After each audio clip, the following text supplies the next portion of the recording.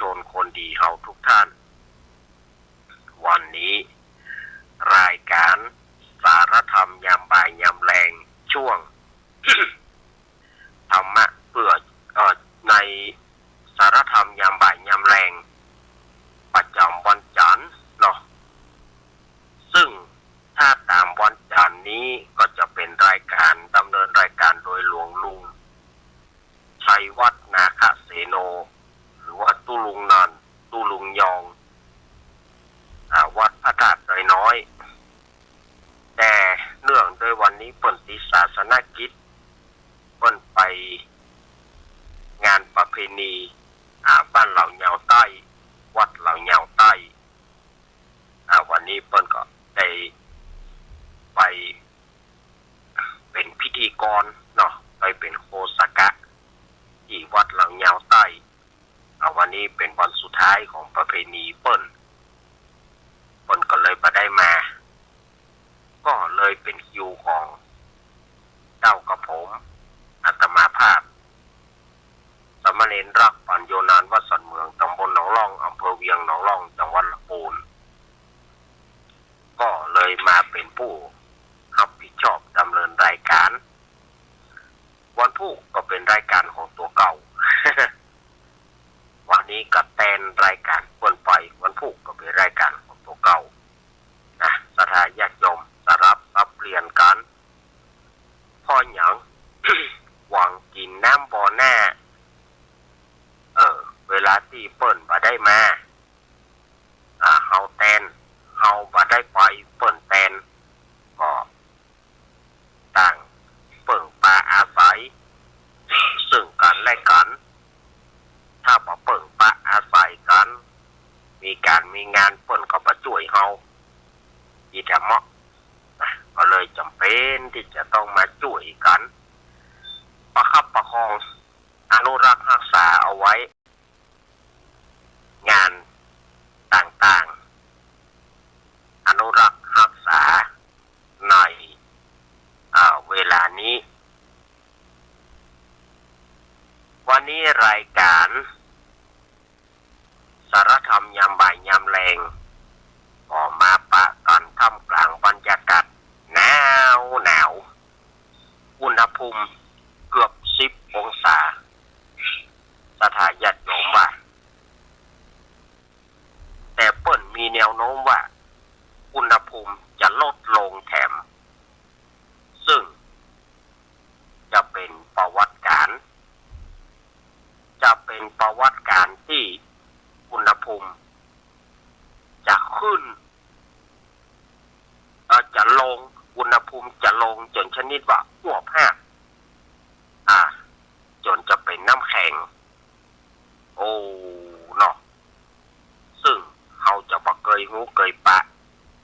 แต่มันก็มาปะอย่างปีนี้หลังจากที่มันห่างหายไป40 กว่าปีนะหนาวอย่างอี้เนาะหนาวอย่างอี้นี่มันหายไปประมาณ40 กว่าปีตอนนี้มันจะปิกคืนมาแถมแล้วมันจะปิกคืนสู่สภาวะเก่าๆเดิมๆของมันฉะนั้นสถานญาติโยมก็เตรียมรับสถานการณ์แล้วก็เตรียมรักษาสุขภาพร่างกายผ้าห่มผ้าตุ้มผ้าห่มผ้าตุ้มเราก็ควรจะมีไว้เนอะรายการนี้ก็จะออกอากาศพร้อมกันณสถานีวิทยุคลื่นพระพุทธศาสนาการศึกษาและวัฒนธรรม 104.50 วัดไผ่หินตำบลสุเทพอำเภอเมืองจังหวัดเชียงใหม่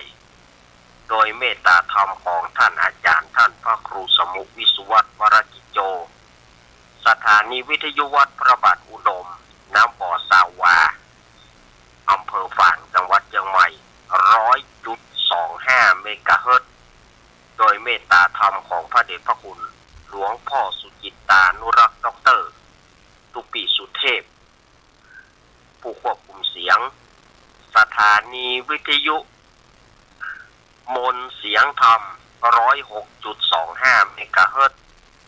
ตั้งอยู่วัดบุพารามตำบลจังเคิงอำเภอแม่แจ่มจังหวัดเชียงใหม่โดยเมตตาธรรมของพระเดชพระคุณหลวงพ่อมงคลวิสิทธิ์และท่านพระรัตน์อุทัยทั้งส นีวิทยุบ้านทุ่งเรดิโอ89.50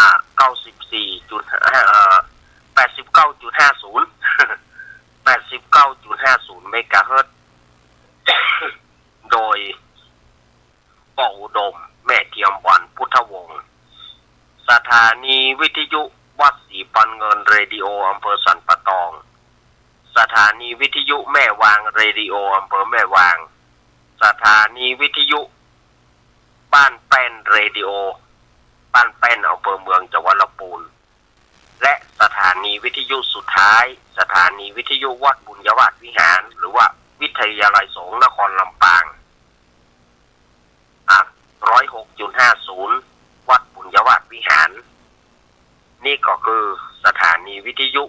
ต่างๆที่เปิดรับสัญญาณตั้งแต่เวลานี้จนถึงเวลา 5 โมงมาปะกันวันนี้เป็นวันจันทร์เป็นวันจันทร์ที่13 มกราคมพุทธศักราช 2568 เดือน4เหนือเดือนหยี่ใต้ขึ้น15ค่ำหรือว่าวันเดือนเพ็ญวันนี้วันเดือน4เพ็ญเป็นวันตาลข้าวใหม่ถวายตาลข้าวจี่ข้าวหลามวันนี้ หลายท่านก็คงจะได้ไปทำบุญทำทานทุกวัดทุกวาวันนี้ขออนุโมทนากับท่านที่ไปทำบุญกันวันนี้เนอะก็บรรยากาศก็ยังเตี้ยตมาว่าหนาวเปิ้นว่าวันพุธมันจะลงแถมประมาณ 4-5 องศาสถานญาติโยมอุณหภูมิจะลงถึง4 หรือ 5 องศาถ้าลงแต่เจ้านี่เมื่อเจ้านี่มี11 องศาถ้าลงแถม 4-5 องศาก็คือจะเหลือแค่ 5-6 องศา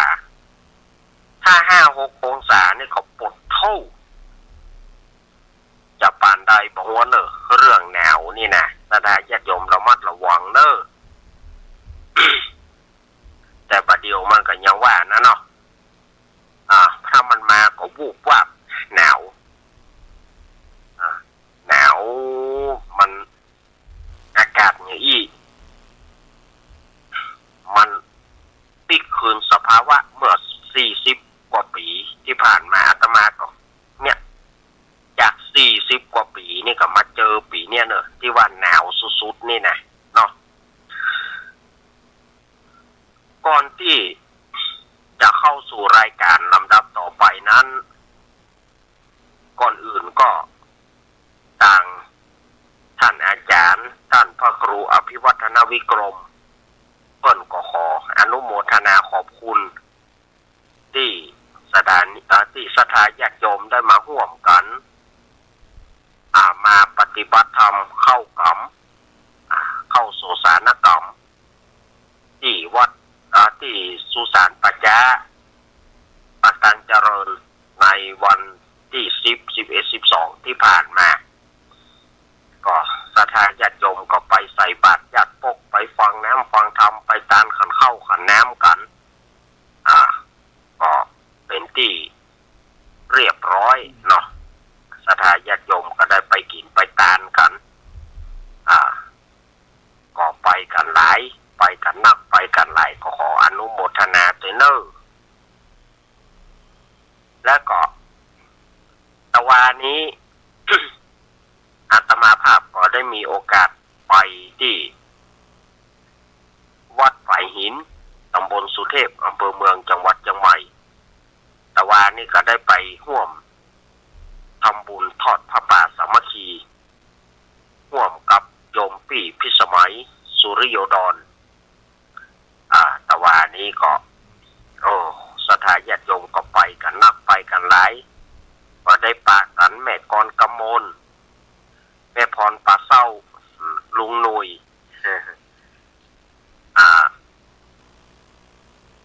แฟนพันธุ์แท้เนาะแฟนพันธุ์แท้ก็ไปนะแฟนพันธุ์แท้ก็ไปอยู่หั่นจนถึงเกี่ยงเกิงกันฮะ เอาเปิ่นมีงานเนอจะฟังปีก่อนละอีหรอปตันได้อยู่ถึงแห่ผ้าป่าสกรรมอาตมาก็อยู่ถึงเปิ่นแห่ผ้าป่าอยู่ถึงเปิ่นทอดจบเปิ่นอีตังยังจิอาตมาก็มาเอาของไปละให้เจ้าหน้าที่กรรมการของที่แจกวันเด็กที่สถานญาติโยมหอมแม่เพนมาแล้วก็เปิ่นหอมมาตัวยนะอาตมาก็นึกว่าเปิ่นจะทำกิจกรรมเมื่อวานถ้าเปิ่นทำกิจกรรมเมื่อวานอาตมาก็จะอยู่ห่วมตัวยแล้วก็จะเป็นผู้จะเป็นผู้แจกเกมจะเป็นผู้เล่นเกมกับละอ่อนแต่เปิ่นมาตอนบ่ายเมื่อเปิ่นมีพิธีตอนบ่ายอาตมาก็เลยมอบเพื่อกรรมการสวะเพื่อกรรมการเปิ่นครูปีเลี้ยงละอ่อนไปอาตมาก็ปิกมาบ่ายโมงบ่ายก็เลยปิกพอเปิ่นเรียบร้อยละก็ได้รับการต้อนรับครูบาอาจารย์อาจารย์ตุลุงนุ่มอาจารย์สมัครตุลุงโตตุปีตะวันเน้นนักเน้นแสงเน้นปิโป้ดีโดเน้นปิโป้กับเน้นดีโดเน้นอย่างหลายตนหลายองค์ที่หูจักก็ดีบ่หูจักก็ดีเนาะก็ได้ไปปะไปอู้ไปแจกกันสถานญาติโยมหลายท่านแม่จันทาชื่นใจแม่กรกมลแม่พรปะเศร้าก็ได้อู้ได้แจกกันแต่ว่าแล้วก็ได้ทำบุญแม่สมศรีรุ่งวัดแม่สมศรีแม่สมศรีรุ่งวัดฝ่ายหินก็ได้มาตักมาแต่โอ้ลูกเน้นมาเดนนี่ลูกเน้นผอมไปเนอะมาเจตุ้ยเหมือนกูเตื้อกันเนี่ยมันแม่เฮ้ยสภาวะบางเตื้อก็อย่างว่านะเนาะพักนี้ก็ร่างกายก็อย่างว่านะมันผอมไปนะแต่เฮาพ่อก็คงเดิมนั่นนะแต่โยมแม่ก็ว่าโอ้ผอมไปอย่างนัก ก็บ่เป็นอย่างนั้นแม่เนอะมาได้เจ็บป่วยอันใดก็พออยู่ได้เนาะตอนนี้ก็สถานญาติโยมการงานต่างๆก็ผ่านไปเป็นงานไปอาตมาก็ อันที่ได้ไปร่วมก็ไปที่ไม่ได้ไปร่วมก็จะไปว่ากันเนอะบางงานมันก็อย่าว่านะเนาะถ้ามันไปตัดวันธรรมดาโชเฟอร์เพิ่นก็บ่ได้อยู่แต่ถ้ามันไปตัดเสาร์อาทิตย์ก็จะยังแควนหน่อยก็จะมีโอกาสที่จะได้ไปถ้าเป็นวันธรรมดาอย่างจันทร์ถึงศุกร์อีนะก็จะนักแก่พ่อจะพอมีโอกาสที่จะได้ไปเนาะถ้าเปิ่นประยุทธ์โชเฟอร์ก็ต้องแม่บ้านเปิ่นประยุทธ์งานนี่เนาะถ้าโชเฟอร์ถ้าแม่บ้านประยุทธ์งานก็จะได้ไปถ้าแม่บ้านเปิ่นประยุทธ์งานกับโมท่าล่ะ เพราะว่าเฮาระวังเดินทางไกลนี่มันก็ยังว่าเนาะเพื่อมาถึงวัดแล้วเพื่อจะปิกไปฮับไปฮับกู้ข้างเปิ่นแหมมันก็ยิดอันนี้ก็ทำความเข้าใจสถานญาติโยมงานวัดอาตมาเนอะต่อไปนี่เป็นงานวัดเก่าละประกาศคือเปิดไปแล้วหรอต่อไปก็งานวัดเก่าละวันที่31มีนาคมกับ1เมษายน68นี่ก็ขอเชิญร่วมทำบุญงานประเพณีส่งน้ำพระธาตุณวัดสันเมืองตำบลหนองร่องอำเภอเวียงหนองร่องจังหวัดลำพูนวัดของอาตมาภาพเองก็จะจัดงานประเพณีส่งน้ำพระธาตุระหว่าง31มีนาคมและก็1เมษายน68นี้เชิญชวนคณะสถานญาติโยมไปร่วมกินร่วมทานกันแล้วก็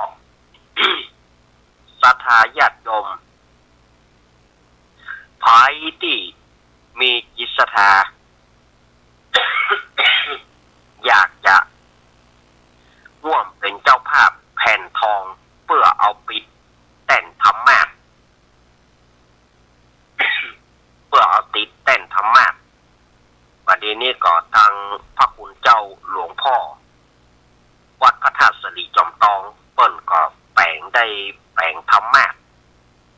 เปิ้นจะเอามาถวายกับวัดสันเหมืองทีนี้ก็เพื่อก่อขอศรัทธาเฮามีส่วนร่วมในการปิดแผ่นทองคำแต่นธรรมะแต่นธรรมะนี่ก็คือแต่นสำหรับนั่งเทศธรรมนะพระสงฆ์องค์เนนจะได้นั่งเทศธรรม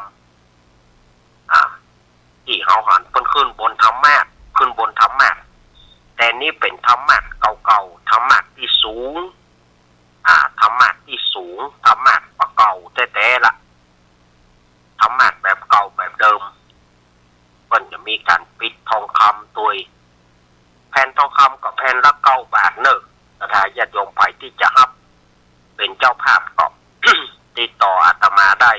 0892140135 และ0837611775ศรัทธาญาติโยมไปจะรับที่แผ่นจะรับแผ่นกา2 แผ่นกานี่นะนี่ก็มีเจ้าศรัทธาญาติโยมที่เปิ้นตั้งจิตเจตนาจะรับแผ่นทองคำที่เปิ้นเป็นเจ้าภาพมา ก็มี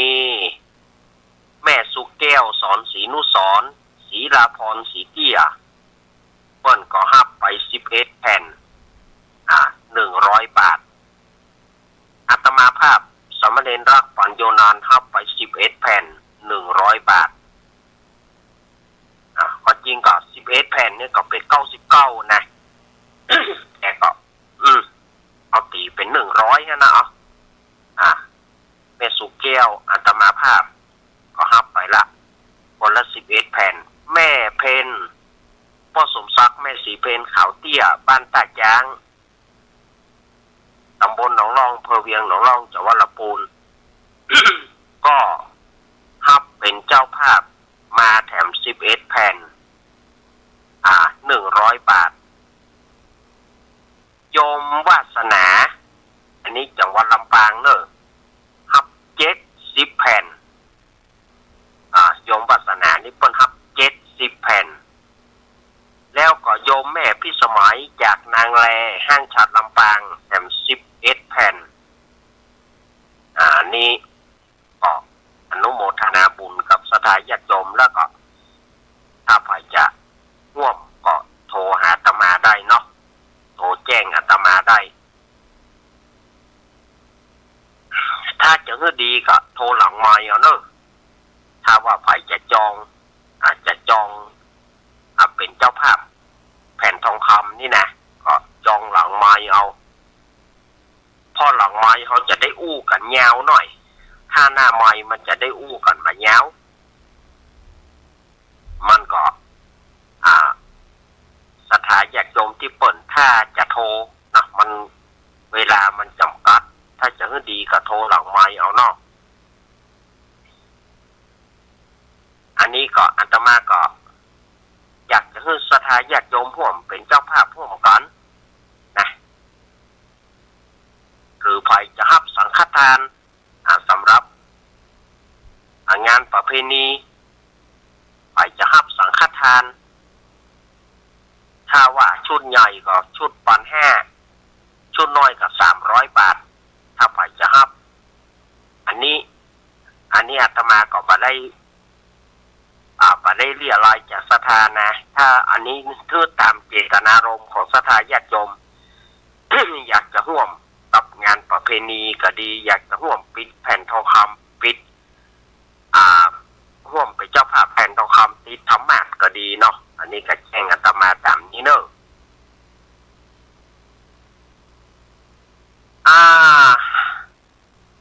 วันนี้ศรัทธาญาติโยมเอ๋ย จะรุ่ร่วงไปถ้าขาดความสามัคคีงานนั้นก็บ่ก้าวหน้างานใดที่เรามีความสมัครสมานสามัคคีกันสมานฉันท์ซึ่งกันและกันงานนั้นจะไปได้ดีถ้างานใดขาดความสามัคคีกันเอาละมันถึงยุ่ง มันถึงยุ่ง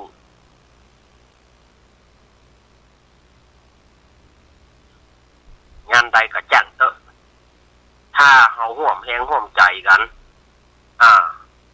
บ่มีเงินบ่มีทองเอาแหงเข้าตุ๊บเข้าเต้ากันกำเดียวมันก็แล้วล่ะ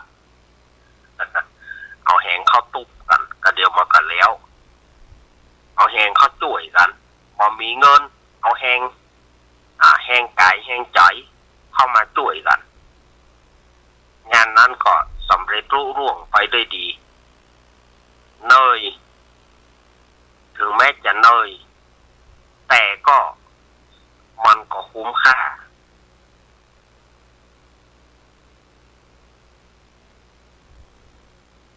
อย่างพระเจ้าว่าอย่างนาคนี่นะพญานาคขี้ค้าน พญานาคขี้ค้านนี่สถาญาติโยมอาตมาจะเล่าให้ฟังมีเนนน้อยสมัยก่อนนะมีเนนน้อยองค์หนึ่งเนนน้อยนี่ครูบาอาจารย์ตุเจ้าใจการยังก็บ่ไปใจการนักก็บ่เอาใจการเบาก็บ่สู้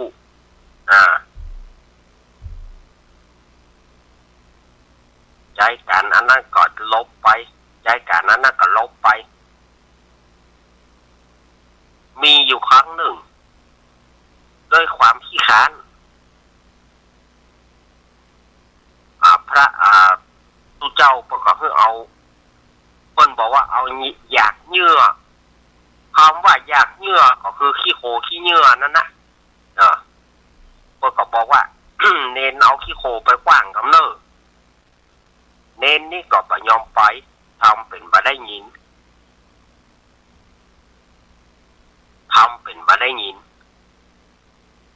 ตุเจ้าก็ห้องถึง3 หนแต่ว่าสามเณรรูปนี้ก็ยังบ่ได้ยินเตื้อสุดท้ายก็ตุเจ้าเปิ้นบ่ได้บักว่าไปตุเจ้าหลวงหรือว่าตุเจ้าลูกวัดก็บ่ว่านะตุเจ้าก็ไม่แซ่เล่นใจไปบ่ไปจำไปก็บ่ไปไม่แซ่หวด ทีนี้สามเณรเนี่ยให้แล้วก็ตั้งกรรมปรารถนาว่าขอจัดหน้าฉันใดขอให้ข้าเป็นพญานาคข้าจะรับจนว่าจะรับจนชนิดที่ว่าบ่ฮู้วันบ่ฮู้คืนก็มั้งขอรับขอปรารถนาได้เป็นพญานาคเถอะเป็นคนที่เข้าใจเขา กำกืดของมันเนาะเป็นคนที่เข้าใจขอให้เป็นพญานาคนอนอยู่ใต้บาดาลปุ่นไผ่ตึงบ่ได้ใจขอข้าได้เป็นพญานาคเถอะเมื่อเน้นรูปนั้นได้ถึงมรณภาพก็เอาจิตวิญญาณไปเกิดเป็นพญานาคสถาญาติโยม เกิดเป็นพญานาคนอนอย่างเดียวรับอย่างเดียวจนมาถึงภัทรกัปนี้เรามีพระพุทธเจ้าถึง5 พระองค์ก็คือพระพุทธเจ้าจักกุสันทะพระพุทธเจ้าโกนาคมนะพระพุทธเจ้ากัสสปะพระพุทธเจ้าโคตมะ และพุทธเจ้าเมธอริย ยเมตไตรที่เขาจะได้นับถือกันไปในภายภาคหน้ามันจะได้ตัดปัญญาสัพพัญญูพุทธเจ้าในอนาคตการภายภาคหน้า นาคองค์นี้ลับไปตั้งแต่ก่อนพัทธรกัปนี้ก็คงจะมาจากพระพุทธเจ้าองค์ใดองค์หนึ่งว่าเป็นเนนยุคก่อนๆหรอเป็นเนนแล้วพอตายไปก็ไปรับมาจนถึงพัทธรกัป เมื่อพระพุทธเจ้าทรงพระนามว่ากากุสันทะ เสียงถาดนั้นก็คือถาดที่เปิ้นใส่เข้ามัทุปยาตนั่นน่ะเข้า49ก้อนที่เปิ้นถวายแล้วพอเปิ้นฉันเสร็จก็เสียงถาดถ้าว่าบาได้เป็นพุทธเจ้าในวันนี้ก็ขอให้ถาดนั้นลอยเหนือน้ำแต่ถ้าหากว่า จะได้เป็นพุทธเจ้าในค่ำคืนนี้ขอให้ถาดนี้จมลงไปพระพุทธเจ้ากักกุสันทะก็ลอยถาดนี่ก็ลอยเหนือน้ำกำเดียวก็จมลงเมื่อจมลงก็ไปโดนหัวพญานาคที่รับเนี่ยถาดนี่ก็ไปโกกหัว ถาดก็ไปโกกหัวพญานาคตรงโอ้ยไอ้ยังแน่พระพุทธเจ้าอุบัติแล้วเหรอโคของเฮาก็หันรับมาเมื่อแต่ว่านี่ก็มีพุทธเจ้าองค์หนึ่งแน่วันนี้มีเห็นล่ะแต่ว่านี่มันได้รู้จบข้ามวันข้ามคืนไปรับไป พุทธเจ้ากักกุสันทะเสียงถาดนั่นก็ลอยไป ไปต่ำหัวมันโป่งก็แต่ว่านี่ก็องค์หนึ่งแล้วรู้วันนี้ก็อย่างใดหมอมาล่ะตัดปัญญาสัพพัญญูเป็นพุทธเจ้าแถมองค์หนึ่งรับไปแถมนะ รับไปแถมจนเสี่ยงอายุของพระพุทธเจ้ากักกุสันทะและเสี่ยงศาสนาแห่งพระพุทธเจ้ากักกุสันทะมาจนถึงพระพุทธเจ้าทรงพระนามว่าโกนาคมนะหรือโกนาคมได้เสี่ยงถาดเข้าไปยา49ก้อนเหมือนกันแต่เป็นผู้ใดถวายนั้น เพิ่นบ่ได้บอกพระพุทธเจ้าพระโพธิสัตว์มีพระนามว่าโกนาคมก็เสี่ยงถาดเหมือนกันถ้าจะได้เป็นพุทธเจ้าขอให้ถาดนี้จมไปเปาะกัน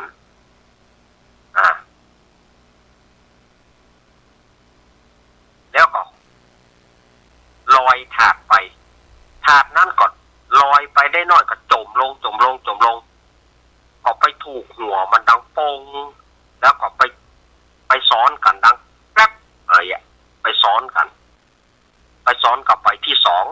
2โอ้พญานาคก็ตื่นโอ้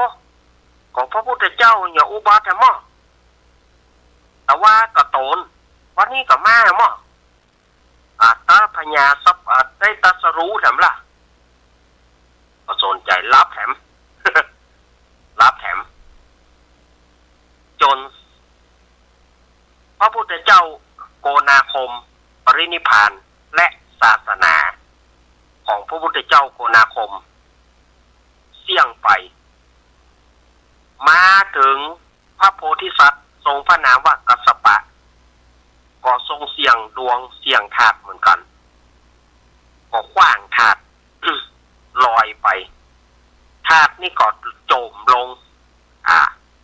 เมื่อโจมลงก็ไปตีหัวพญานาคนะปงแล้วก็ไปโจรกันนะแกลบไปซ้อนกันแกลบพญานาคหรือว่าอดีตสามเณรเนี่ยก็ตื่นโอ้ยกูรำ คานพุทธเจ้านี่หรอแต่ว่าซื้อก็องค์หนึ่งแต่ว่าก็องค์หนึ่งวันนี้ก็แม่มละมันอย่างใดล่ำเหลือก็เนี่ยเพราะว่าถาดนั้นไปถูกใส่หัวไปหรอถูกใส่หัวมันโป้งเลยอ่ะ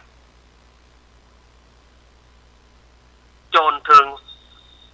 ศาสนาจนถึงพระพุทธเจ้ากัสสปะปรินิพพานและศาสนาของพระพุทธเจ้ากัสสปะเสี่ยงไปมาถึงศาสนาของพระพุทธเจ้าโคดม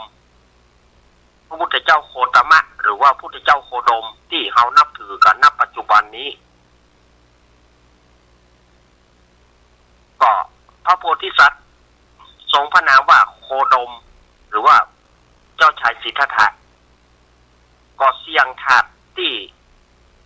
นางสุชาดาได้ถวายเข้ามัทุปายาต49 ก้อนเมื่อฉันแล้วก็เสี่ยงถาดเหมือนกันว่าถ้าจะได้เป็นพุทธเจ้าก็ขอให้ถาดนี้จมลงถ้าบ่ได้เป็นขอให้ถาดนี้ลอยเหนือน้ำไปถาดนี้ก็ลอยไปแล้วก็ได้กระจมลงก็เล่นหัวพญานาคปกป้องแล้วก็ไปซ้อนกันดังแกลบพญานาคนี่ก็มันมอกลับเนาะพระพุทธเจ้ามีแถมล่ะโอ้ยงานนี่กว่าช้างไก่กว่าพระพุทธเจ้าหมู่เนี่ยวันละองค์สู่เขาอย่ามามันตัดสรู้ล้ำเหลือดุแต่ละองค์เนี่ยมันได้กี่ปีจนถึงว่าประเดี๋ยวนี้พระพุทธเจ้าของเฮาเนี่ยปรินิพพานผ่านมาแล้ว 2,568 ปี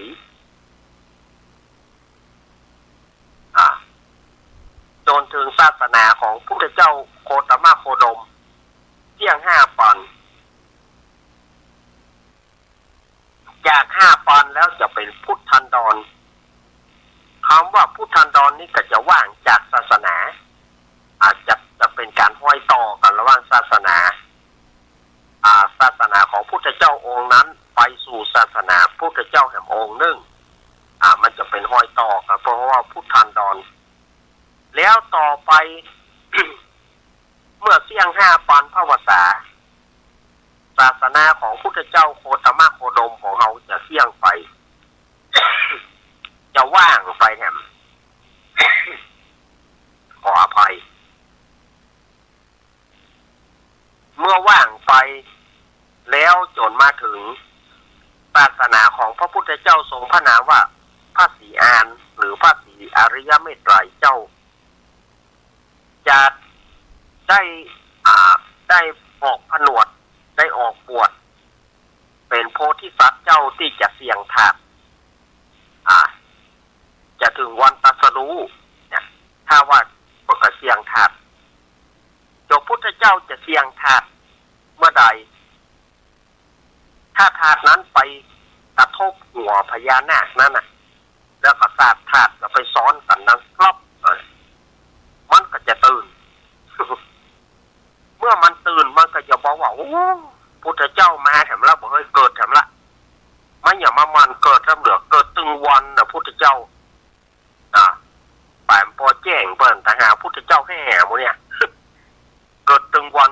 เนี่ยแต่มันบอกหูมันรับอย่างเดียวพุทธเจ้าปรินิพพานไปที่ปีก่อนมันจึงจะมีพุทธเจ้าอุบัติขึ้นแล้วมันจะรับไปแถมกี่ปีกี่กับกี่การก็บอกว่าพญานาคองค์นี้เนี่ยนะเกิดจากความขี้ค้านของยามเมื่อเป็นคนเป็นเนนบอกว่าโอ้โหเป็นเนนก็ยังเขายังจ้ายอยู่ขอได้ไปเป็นพญานาคจะไปนอนอยู่ใต้บาดาลพุทธรับเป็นรับตายแท้ๆเราบอกพระพุทธเจ้าล่วงไปเมื่อใดก็หูพระพุทธเจ้าเสี่ยงถาดไปโดนหัวเมื่อใดก็ตื่นเมื่อนั้นปง ถ้าจะม่วนนี่เนาะตอนที่ถาดมันจมลงเนาะแล้ว ปง อ่าอันนี้ก็คือใจความของพญานาคหรือว่าเนนขี้ลับมันจะรับมองใดบอกว่ามาขันรับให้นอนเนาะพอเป็นพญานาคแล้วก็รับเอาถือโอกาสรับเสียเลยเมื่อได้ถาดไปต้องหัวมันก็ตื่นขึ้นมาพุทธเจ้ามาแหมรักไว้เกิดแหมรักอุบัติแหมรักไว้เสีย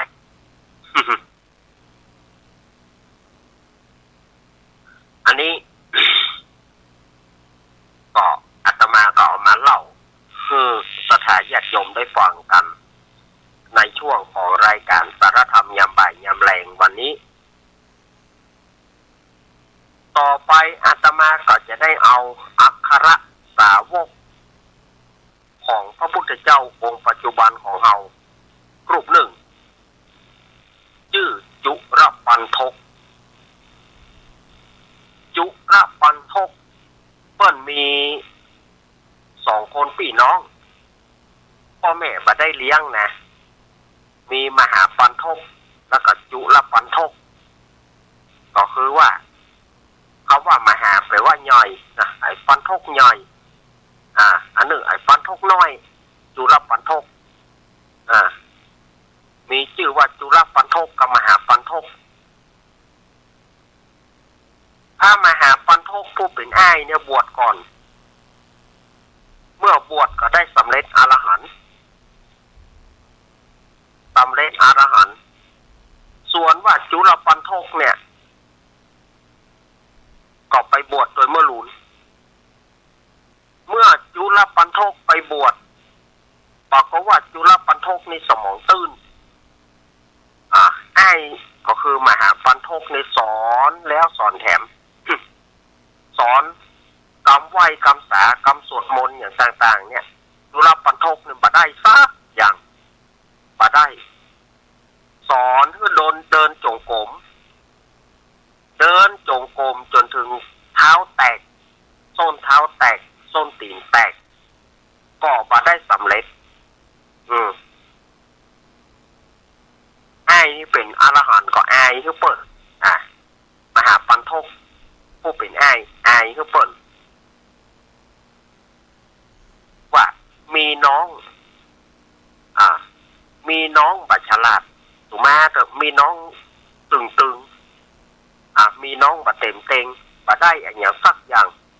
ผสมกับจะมาเป็นน้องเขาก็เลยด่า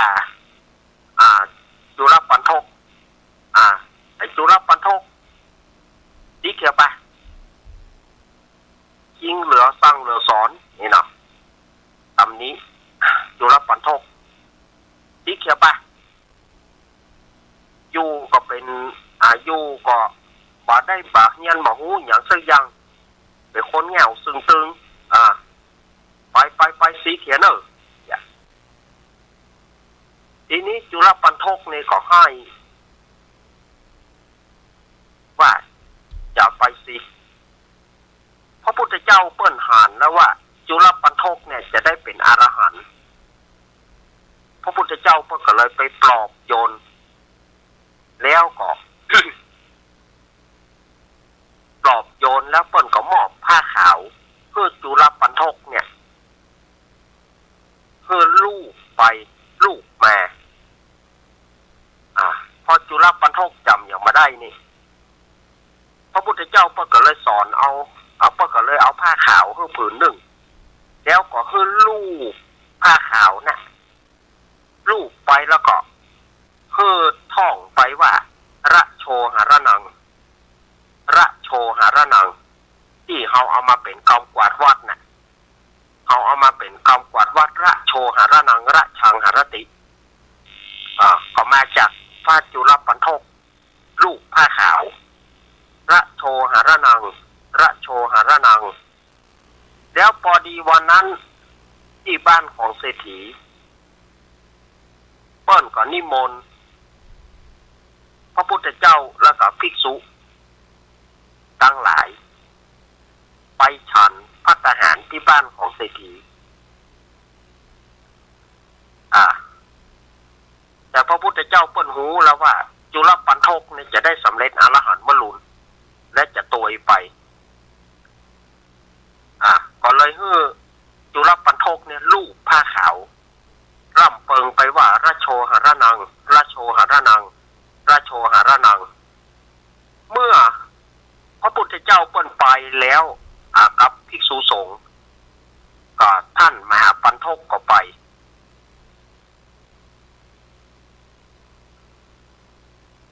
บอกก็ว่า พระจุลปันทกลูกผ้าขาวลูกไปลูกมาผ้าขาวนั่นเปลี่ยนสีเปื้อนหอยมือไปก็เปิ้นก็ได้สำเร็จอรหันต์พระจุลปันทกสำเร็จอรหันต์ในขณะที่บ้านของเศรษฐีก็จะถวายพระทหารแต่ว่าพระพุทธเจ้าได้ห้ามไว้ว่าจะเพิ่งถวายรอจุลปันทกก่อนพระมหาปันทกก็ขอเดชะพันเตภควาข้าแต่องค์สมเด็จพระสัมมาสัมพุทธเจ้าจุลปันทกศึกแล้วพระเจ้าค่ะป่าได้ศึกมหาปันทกจุลปันทกป่าได้ศึกจึงให้ลูกน้องเศรษฐีไปเมื่อลูกน้องเศรษฐีไปคนใจของเศรษฐีไปก็ไปหันพระจุลปันทกมีถึง1,000 องค์เนรมิตกายถึง1,000 องค์ผู้ใดท่านจุลปันทกพระจุลปันทกที่เนรมิตร่างกาย1,000 องค์ก็บอกอาตมาเองก็คนใจเศรษฐีก็ไปทูลพุทธเจ้าว่าพระจุลปันทกมีถึง 1,000 องค์พระพุทธเจ้าก็เลยบอกว่าถ้าเธอจงไปถามองค์แรกถ้าว่าองค์แรกเสนอว่าอาตมาเองคือยึดชายผ้าคือกล่อมชายผ้าของพระจุลปันทกไว้แล้วจุลปันทกก็จะเป็นเหลือองค์เดียวคนใจเศรษฐีก็จึงไปใหม่ไปถามองค์แรกก็บอกว่าอาตมาเองก็ไปหันพระจุลปันทกมีถึง1,000 องค์คนใจเศรษฐีก็ยึดชายผ้าของพระจุลปันทกไว้ในสุดก็พระจุลปันทกก็ได้ไปตามเวลาที่เปิ้นจะถวายพระทหารบอกก็ว่าพระจุลปันทกได้เป็นอรหันต์เนี่ยอันนี้จากที่พอมีความรู้อย่างสักอย่างจำอย่างมาได้สักอย่างพุทธเจ้าแค่ว่าเอาผ้าขาวให้ลูกแล้วก็ท่องไปว่าราโชหรนังราโชหรนังภายหลังมาบัณฑิตนักปราชญ์ก็จึงต่อคำว่าระชังหรติ ระโชหรนังระชังหรติก็เลยมาเป็นที่มาที่ไปของกรรมกวาดวัดนี่สดาญาติโยมเนี่ยก็คือกรรมของท่านจุลปันทก ในสุดก็ได้สำเร็จเป็นพระอรหันต์เนาะคนเฮาถ้าจะได้ดีมานี่นะคนเฮาถ้าจะได้ดีมาเนี่ยฟ้าดินก็ชุดไปอยู่ ยามเมื่อยามบ่ถึงเวลาเตื้อก็ต้องรอก่อน บุญยังบ่ได้สร้างสมเตื้อมันก็ได้แน่แต่จ้าหน่อยอย่างพระจุลปันทกเนี่ยบ่ได้เนี่ยสักอย่างจนอ้ายบอกว่าไอ้ปันทกไอ้จุลปันทกสีเขียวไปอยู่อย่างชี้แงะยันอย่างก็บ่ได้เดินจงกรมจนส้นตีนป้อแตกก็บ่ได้สอนยังได้สักอย่างไปสีเขียวเนี่ยในเมื่อเปิ้นน้อยใจกับสาเหตุเนี่ยนะสาเหตุนี้ก็ทำให้พระพุทธเจ้าเอามาแล้วเอาผ้าขาวให้แล้วก็ให้ลูกผ้าขาวไปแล้วก็ล่ำเปิงว่าราโชหรนังราโชหรนังราโชหรนังจนไปหันผ้าขาวเปื้อนก็ปิ้งพอดีเมื่อไปหันผ้าขาวเปื้อนขี้มือผ้าขาวเปื้อนขี้มือก็ปิ้งพอดีสำเร็จอรหันต์ โอ้เนาะ มมาแล้วนะบุญที่เปิ่นสร้างสมมาแล้วมีสมัยก่อนสาวกของพุทธเจ้าของเราเนี่ยมีหลายรูปหลายองค์คิดได้บางทีก็น้อยเดียวก็โอ้สำเร็จอรหันต์แค่ฟังธรรมปะกี้บทฟังธรรมปะกี้บทอย่างเปิ่นแสดงธรรมจักรกับปวัตตนสูตรพอเปิ่นแสดงธรรมจักรกับปวัตตนสูตรปัญจวัคคีย์5 องค์เนี่ยพระพราหมณ์ที่ชื่อว่าโกณทัญญะวัปปะพัทธิยมหานามอาสชิแต่โกณทัญญะหูธรรมก่อนพระพุทธเจ้าก็เลยสรรเสริญว่าอัญญาสีวัตโพโกณทัญโยที่ในท้ายธรรมจักรอัญญาสีวัตโพโกณทัญโยโกณทัญญารู้ธรรมแล้วหนออัญญาสีวัตโพโกณทัญโยโกณทัญญารู้แล้วหนอคือพระโกณทัญญาหูก่อนละเป็นพระสงฆ์องค์แรกในศาสนาของพระพุทธเจ้าของเราธรรมเกิดขึ้นเพิ่นได้ตรัสรู้ธรรมแล้วแล้วก็ จนมาถึงธรรมจักรกับปวัตตนสูตรพระโกณทัญญาได้หูก็เลยได้ชื่อว่าอัญญาโกณทัญญะตั้งแต่บัดนั้นเป็นต้นมาว่าไปว่ามาเวลาหมดช่วงแรกสถานญาติโยมจะไปฟังไปไหนเตอเนออาตมาจะไปฉันน้ำก่อนกำเดียวก้อยมาปะกันในช่วงที่2จะไปฟังหนีไปไหนเตอเนอพ่อก็ถามว่ามาเล่นละครค่ะอาจารย์วันพุธกันเนาะวันพุธก็เล่นละครวันนี้มาเล่นเตื้อวันนี้อุปกรณ์ก็มีไหนก็อาตมาเก็บเข้าตีเข้าตางมันมีตังใดบ่ฮู้ ยัยได้ไปซอกหาก่อนอุปกรณ์ลำโพงก็เอาคืนให้เน้นน้อยไปละก็จะไปถามยืมเจ้าเปิ้นแหมวันพุธก็ยืมวันนี้บ่ได้ยืมเตื้อ เน้นน้อยเก็บเข้าตู้ไว้แล้ว อุปกรณ์ก็บ่มีวันนี้วันพุธก็เนาะปลูกกล้วยเอามาเล่นกล้วยเอาไปมาเล่นละครเนาะสถานญาติโยมกำเดียวรอคอยอาตมาแป๊บหนึ่งกระเดียวมาเจริญพรรอแป๊บกะ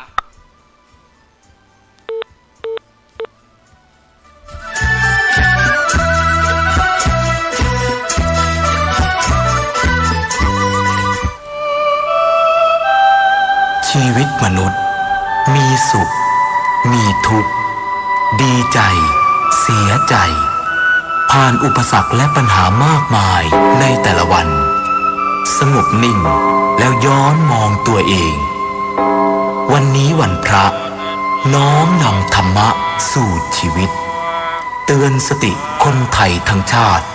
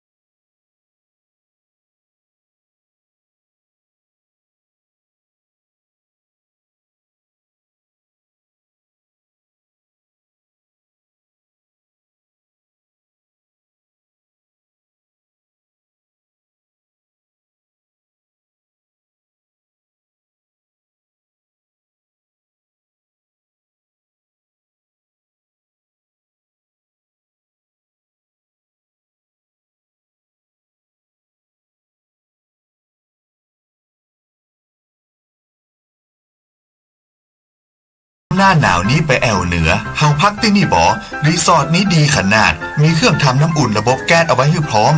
แต่ก็ต้องระวังเนอะเครื่องทำน้ำอุ่นระบบแก๊สมีคนตายมาหลายรายแล้วจะอั้นเลยกะอ้ายก็นึกภาพเอากะเปิดเครื่องทำน้ำอุ่นระบบแก๊สในห้องน้ำถ้าบ่มีพัดลมดูดอากาศการหมุนเวียนของออกซิเจนมันจะดีได้จะใดในเมื่อการเผาไหม้บ่สมบูรณ์ก็เกิดการสะสมแก๊สคาร์บอนมอนอกไซด์สูดดมเข้าไปมันจะไปจับกับเม็ดเลือดแดงและทำให้เม็ดเลือดแดงจับกับออกซิเจนได้น้อยลงเมื่อออกซิเจนเข้าไปถึงปอดก็จะย่าให้คลื่นไส้เมาหัวหายใจยากจนถึงขั้นเป็นลมแล้วก็ตายได้โดยเฉพาะคนที่มีโรคประจำตัวเช่นโรคหัวใจโรคเลือดจางหอบหืดถุงลมโป่งพองโรคความดันโลหิตสูงซึ่งจะมีโอกาสสูงกว่าคนอื่นน่ากลัวขนาดเนาะมันก็บ่ถึงขนาดนั้นถ้าหากรู้วิธีคือถ้าอาบน้ำด้วยเครื่องทำน้ำอุ่นระบบแก๊สบอดี้อาบเกิน10นาทีจะต้องเปิดพัดลมระบายอากาศหรือให้อากาศถ่ายเทได้ดีอันนี้ก็จะช่วยได้นักถ้าหมู่เฮาแค่หูข้อมูลเพิ่มเติมโทรสอบถามได้ที่กลุ่มสื่อสารความเสี่ยงและพัฒนาพฤติกรรมสุขภาพสำนักงานป้องกันควบคุมโรคที่1เชียงใหม่053-140-774-6หรือสายด่วน1422จนเครียดกินเหล้าจนเครียดกินเหล้าจนเครียดกินเหล้าจนเครียดกินเหล้าจนเครียดกินเหล้าจนเครียดกินเหล้าก็เลยยิ่งก็เลิกสิเหล้าอ่ะจนเลิกเหล้าเลิกจนเริ่มต้นเข้าพรรษานี้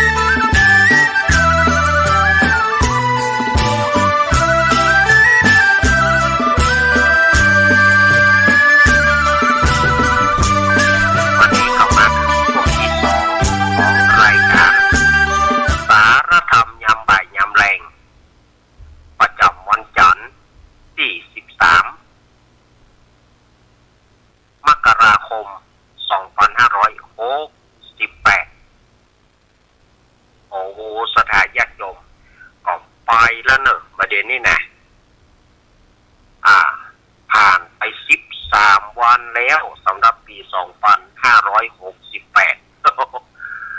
เอากำเดียวนะกำเดียวก็ถึงวันกำเดียวก็ได้ติดกำเดียวก็ได้เดือนวันเดือนปีมันจอดมันโวยมันก็เหมือนอย่างตะวันเนี่ยเนาะตะวันขึ้นลงขึ้นตะวันออกลงตะวันตกมันจะเป็นอย่างเงี้ยประจำวันเวลาเฮาก็หมุนกันไปพ่องก็ว่าโอ้โลกประเดี๋ยวมันอย่างหมุนวนล้ำเหลือแน่ก็โลกมันก็หมุนธรรมดานะสถาญาติโยมแต่ว่าประเดี๋ยวเนี่ยเวลาของคนเฮาเนี่ยมันอยู่กับยุคเปิดห้องว่ายุคไอทียุคคอมพิวเตอร์ยุคโซเชียลต่างๆประเดี๋ยวจะอยู่ที่ไหนมันหันกันหมดอย่างประเดี๋ยวนี่สถาญาติโยมเข้าไป YouTube วัดไฝหินก็จะหันอาตมานั่งอยู่ที่นี่จะหันอาตมามีปุณะที่วัดไฝหินวะอาตมานั่งจัดรายการอยู่ที่วัดนี่นะวันนี้บ่ได้ไปสถานีก็จะหันว่าอาตมาอยู่นี่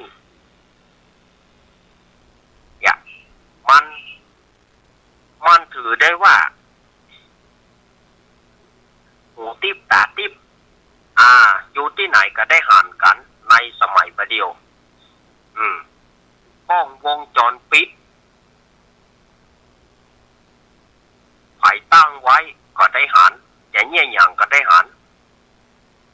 ยุคโทรศัพท์ยุคไอทียุคโซเชียลแต่ประเดี๋ยวนี้เขาตันสมัยคือย่อโลกทั้งใบมาอยู่ที่นี่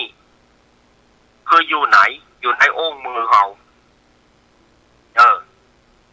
อยู่ในองค์มือเขาได้อย่างไรก็อยู่ในโทรศัพท์ของเขานั่นนะให้หันอันใดก็คลิกเข้าไปกดเข้าไป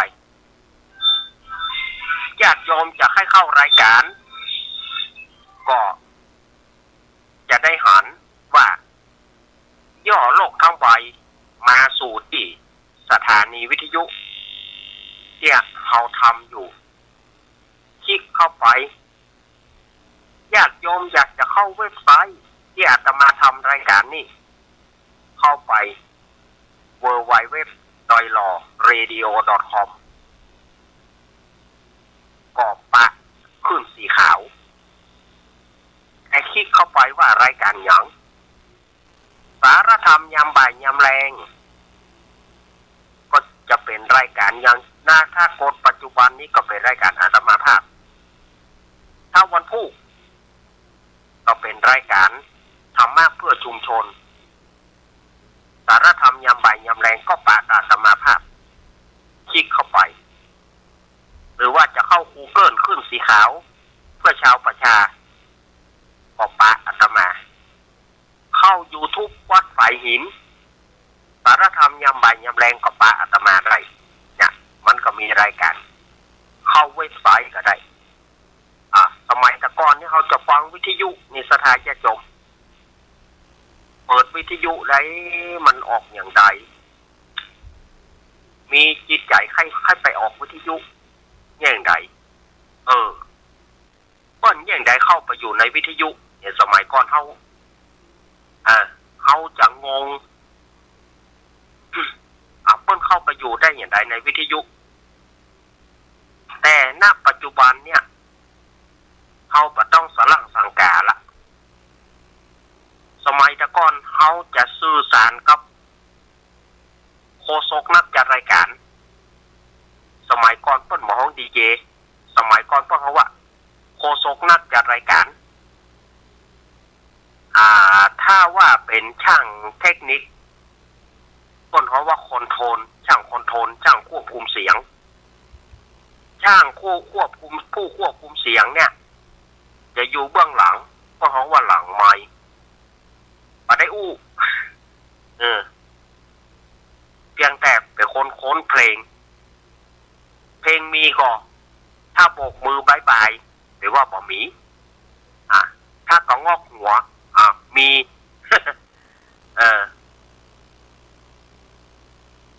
อันนี้สมัยก่อนต้องจดหมายไปขอก่อน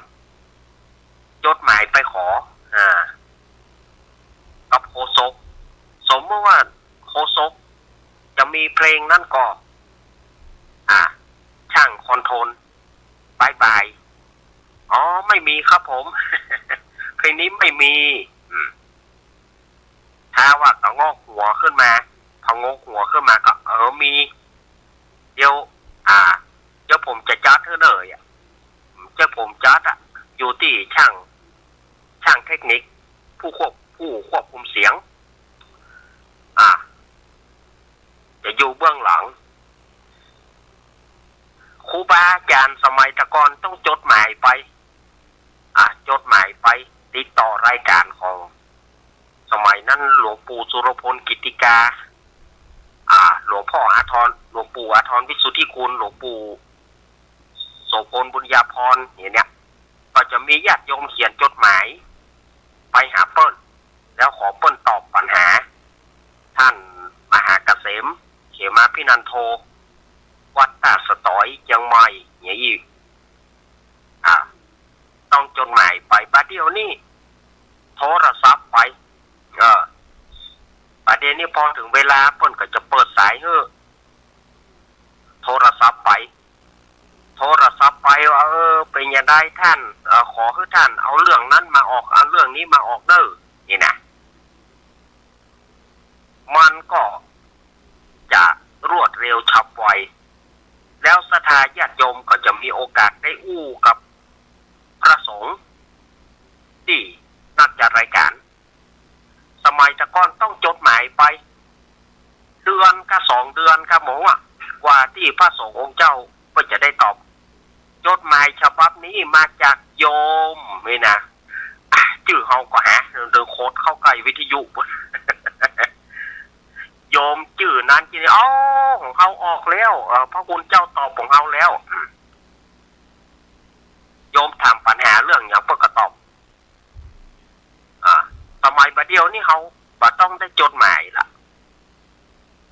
เปิดสายเนอโทรศัพท์ลิงนมัสการพระคุณเจ้าหรือไหว้สาพระคุณเจ้าบางคนก็ถามว่าเขาบอกว่าไหว้สากับนมัสการอันใดถูกนมัสการมันเป็นกรรมบาลีมันเป็นกรรมสากลเป็นกรรมบาลีสันสกฤตจะว่าภาษาภาคกลางก็บ่ใช่คำนมัสการนี่มันมาจากคำภาษาบาลี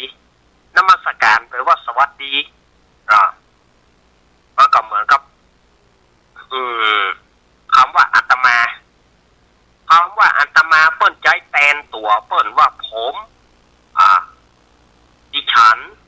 หรือว่าผมเฮาดังภาษาตู้เจ้าประกอบว่าอาตมาอาตมานมัสการเป็นกรรมสากลที่ใจทั่วไปถ้ากรรมเมืองเหนือเฮาของว่าไหว้สากับไหว้สาครับหรือศรัทธาญาติโยมจะว่าอย่างไรก็ได้นมัสการก็ได้บางพ่อสวัสดีตู้ โอ้ตู้บะโคดนั่นก็แม่จะอู้เป็นหยาสวัสดีตู้ เขาก็บะอย่างเงี้ยได้ บางคนก็ไปลู่กำตู้เจ้าอู้เหี้ยเจริญพรเจริญพรโยม เอาประมาณตู้เจ้าไปโยมไปสุมาเนอะคอนคออากาศมันเปลี่ยนคอนคอยิบเมื่อพักรายการตะกี้ก็พ่นยาเหี่ยกำฉันยาแก้ไอไปเหี่ยกำพ่นยาตัวมันได้มันเมื่อเขาบอกอู้มันก็เป็นอย่างก็เขาอู้ละคอนคอยิบเนี่ยเพื่อมาเหยื่อเข้าใส่ญาติโยมบ้านในคอเขานี่นะอย่างเพื่อนเอาหมาเหยืองเข้าใส่อะไรคือหมาเหยือง หมามุ้ยนั่นนะหมามุ้ยที่คันนั่นนะสดายญาติโยมเพราะหมาเหยืองคนเมืองเขาว่าหมาเหยืองไปตำแยนะตำแยกับหมาเหยืองนั่นนะไปตำแยกับหมาเหยืองนะหมามุ้ยกับหมาเหยืองนั่นนะหน้านี้ยันหน้าหนาวอีนะหนูฟักมันแตกระวังก็ดีเนอะคันยุบ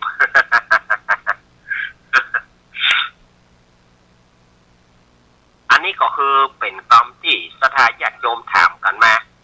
เขาจะกล่าวว่านมัสการหรือว่าไหว้สาจะถูกถ้าเขาจะอู้กำเมืองกับไหว้สาหรือว่าเขาจะนมัสการก็บ่ผิด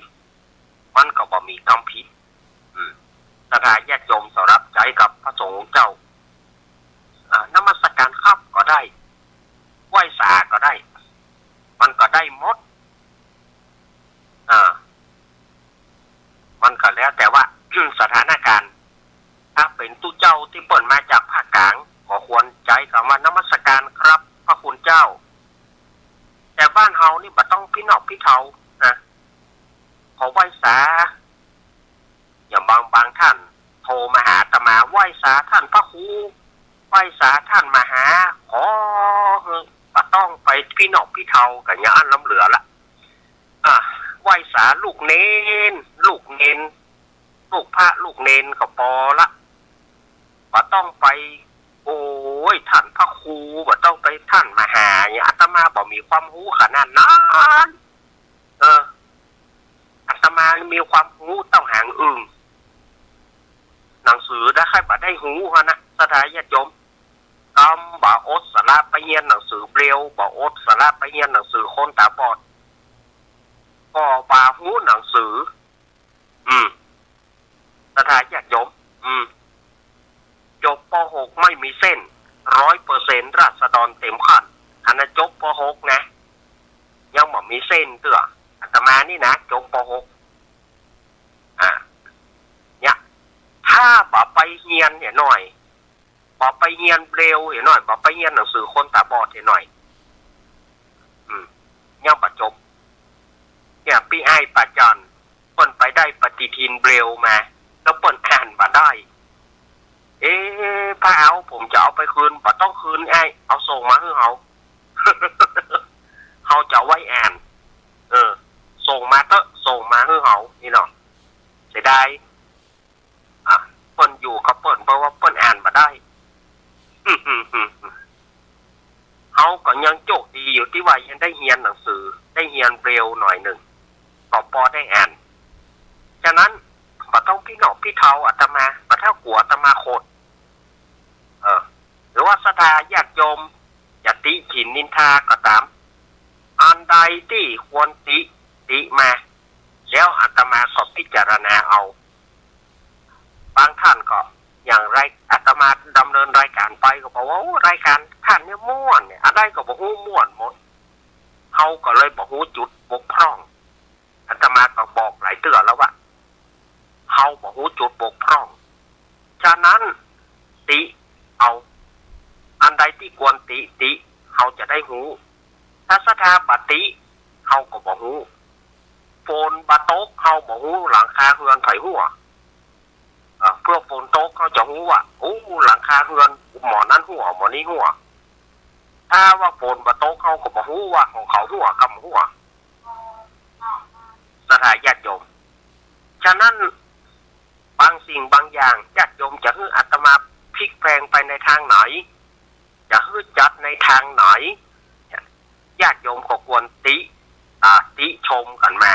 แต่อาตมาอยากจะให้ตินะชมเนี่ยอาตมาบ่ค่อยให้ชม อยากจะให้ติมากกว่ารายการอะไรที่มันบ่ดีบ่หรือว่ามันบ่ค่อยงามบ่ก็ว่ามาแต่ว่าส่วนใจลึกๆอาตมาเนี่ยมันเป็นนักเผยแผ่ที่แปลกอาตมาทำแต่อาตมาก็บ่จะว่าบ่รู้ตัวนะอาตมารู้ตัวอยู่ว่าอาตมาทำอย่างลงไป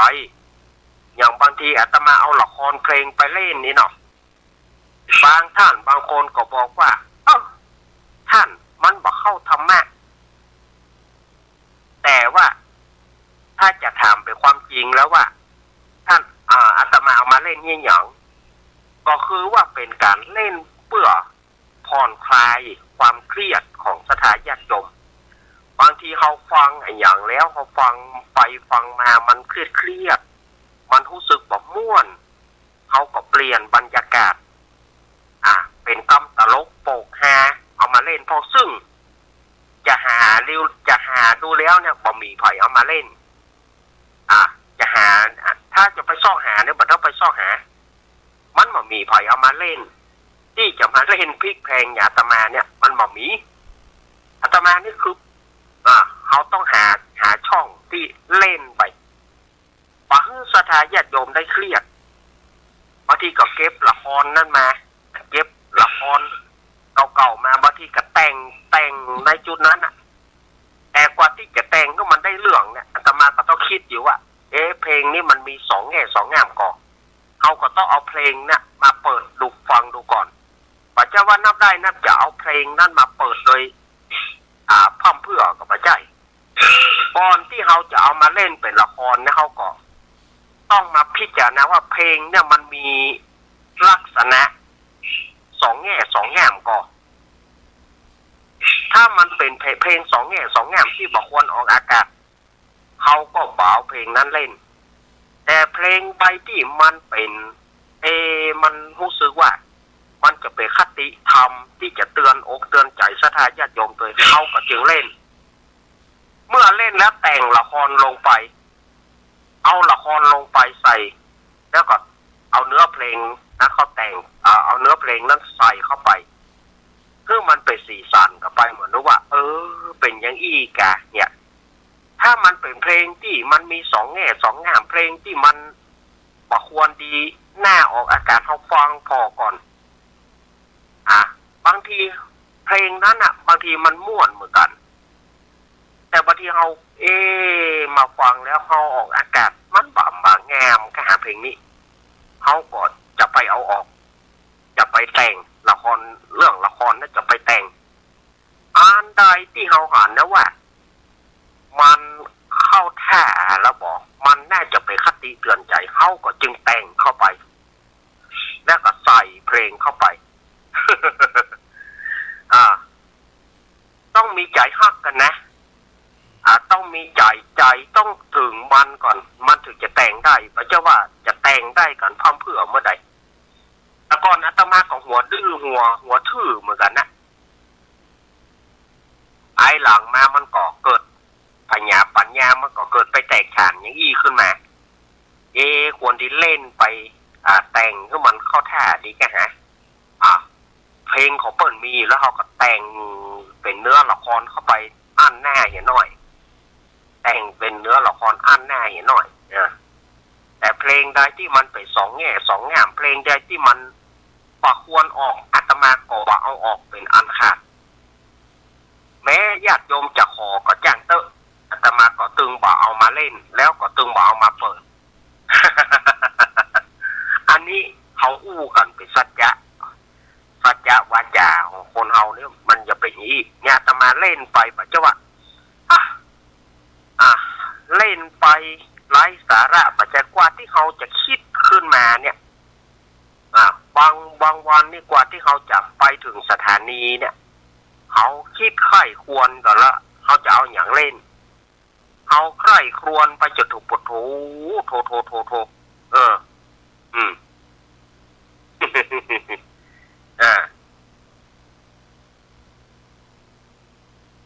อย่างบางคนญาติโยมบางคนถามเพลงปิ้นเพลงที่เปิ้นผวนกำเพลงปิ้นไปปิ้นมาท่านอาจารย์มันแปลอย่างไร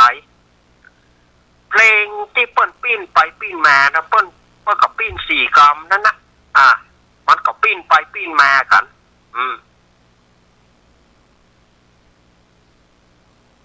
คือมันได้คือมันลงว่าสี่กำนะอันนี้เพลงปิ้นตั้งเมืองเหนือเขานี่นิยมเอาเพลงปิ้นเนี่ยมาเป็นจ้างซอมาเป็นเพลงซอกันอย่างการเนี่ยโอ๊กปู่โททำไอ้คำเป็นปีไอโอดเนี่ยโอ๊กปู่โทษไอโอดเป็นปีไอคำโอ๊กปู่โททำไอ้คำเป็นปีไอโอดโอ๊กปู่โทษไอโอดเป็นปีไอคำเนี่ยมันเอามาลงที่ไอคำนั่นนะใจบดีขยักบุรีกับเมียงใจบะเสียงอยากกินเมียงกับบุรี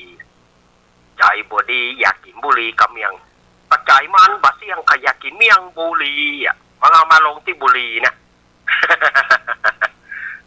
อันที่กับเพลงเดียวกับตัวเดียวกันนั่นนะก็เอามาปิ้นไปปิ้นมาอันนั้นเปิดบอกว่าเพลงปิ้น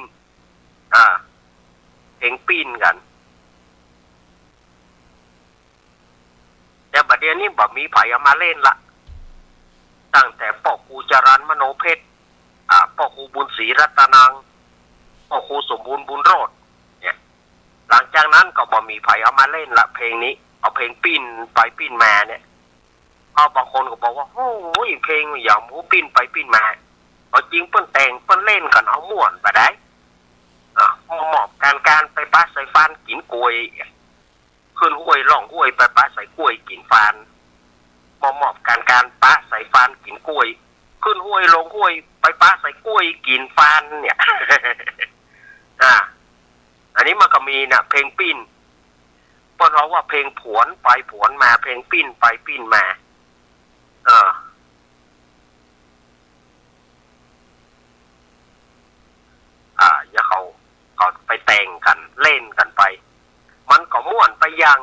สมัยก่อนๆเพื่อก็แต่งเพลงเอาเล่นซึงอย่าเล่นกีตาร์อย่าเล่นซึงกีตาร์ในสมัยก่อนคนเฒ่าของซึงหลวงไอ้น้อยๆดีดซึงหลวงเฮ้ยแม่ฟังก็มั้งอย่าดีดกีตาร์นั่นนะพวกของซึงหลวง ไอ้น้อยดีดซึงหลวงก็มั้งดีดกีตาร์นะดีดซึงหลวงเฮ้ยแม่ฟังก็มั้งปะแม่ค่อยฟังซึงหลวงมึงดีกีตาร์กับร้องเพลงกันมันสมัยก่อนมันเข้าไปอีกอย่างหนึ่งสมัยประเดียวมันก็ไปอีกอย่างหนึ่งเนาะศรัทธาญาติโยมเอาละศรัทธาญาติโยมเฮ้ยอาตมาว่าไปว่ามาก็เวลาก็ไล่หลังไปสิคิดแต่อู้ไปนี่มันก็หาที่จบมาได้เขาลองเปิดสายเช็คขึ้นเช็คสายพอนอกเช็คขึ้นเช็คสายพอบอกว่าไผ่จะฟังอาตมาก็ว่าอาตมาอู้ไปคนเดียวเหนียวเยี่ยมนี่นะก็ว่าอู้ไปคนเดียวแหมมีไปฟังแกอ้าวอาตมาจะลองเช็คขึ้นเช็คสายเนอะศรัทธาญาติโยมว่าไผ่จะฟังกันก่อสุมาเนอะขอจิบน้ำกำได้จิบน้ำหน่อย0837611775อ้าวศรัทธาอยู่ตังใดโทรเข้ามาผ่องล้อมาอู้มาจากกันลำปางก็ได้เชียงใหม่ก็งามลำปูนก็ตามที่ไหนก็ได้ ที่ไหนครับคืนนี้ได้ลองโทรมาหาอาตมาพ่องเนาะแต่ว่ามันมีไผฟังอาตมาส่วนมากนี้ถ้าเป็นรายการแตนนี่มันจะบอกค่อยมีไผโทร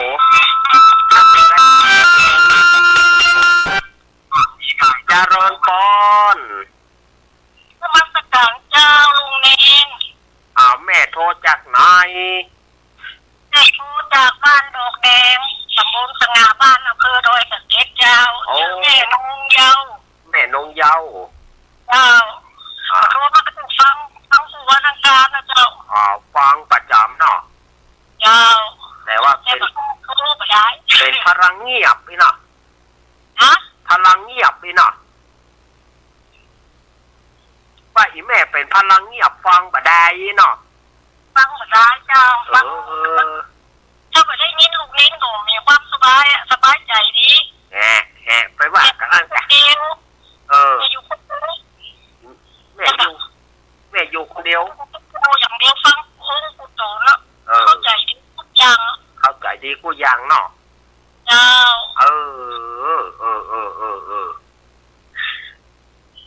กำลังใจนะเจ้า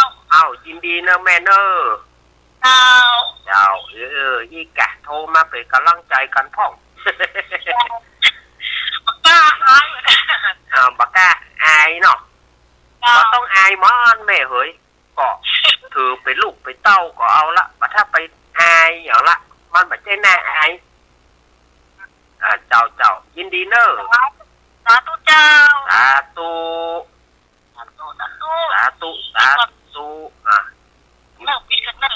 อีแม่วางสายฮึกก้อมสายอื่นเริ่มเข้ามาแล้ว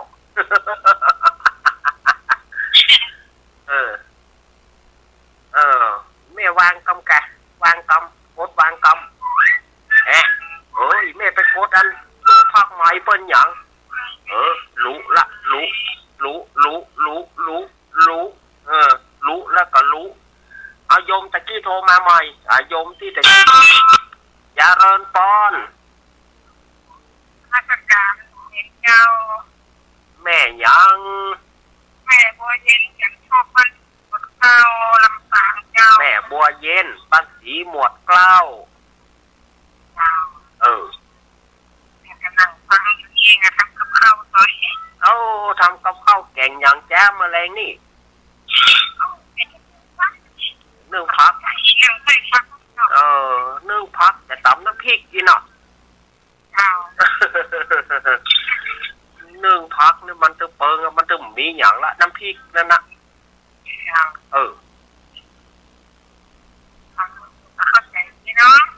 ดีเนาะ เจ้า โอ้ยินดีนักเนอะแม่เนอะ เจ้า สีหมวดเกล้าสีหมวดเกล้าแม่บัวเย็นหนาวเนอะรักษาสุขภาพร่างกายเนอะ เจ้า เจ้าโอ้ข้าวหลามจบปอเย็นหมดอ่ะวันนี้ แม่รู้นั้นพอดีข้าวหลามเขาเกี่ยวข้าวสาร ข้าวเปียกข้าวสารเนาะ เจ้า โอ้ข้าวหลามเพื่อปอนปอนแล้วแข็งเกิกเดิกกันนะดูเจ้า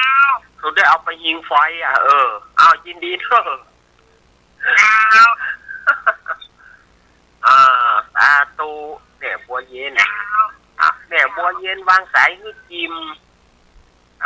แม่บัวเย็นน่ะขอบคุณเจริญพรเจ้าแม่แก้วสิงแก้วกะอ่านว่าลูกเล่นนี่แม่วันนี้อ้วนเด้อ หันอย่าไปเอาบัตรเสือมาโจ่งคือกันนะ ไปเจ๊ จะไปเอาบัตรเสือมาโจ่งคือกันนะ เอาไปเจ๊จุกอันนี้มีความจริงนะ ความจริงบอก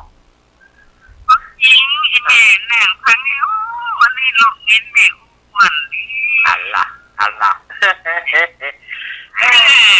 จะลอยแล้วเด้ออย่าก็แต่งที่สนามเนาะ เอาเพื่อจะได้กินอย่าว่านะเพื่อปอนแล้วนะมันเย็นไปหมดฝั่งเอาไปยิงไฟเนี่ย เอาไปยิงใคร เอาไปยิงไฟอับยิงไฟมาก่อนนวลขึ้นมาหน่อยแม่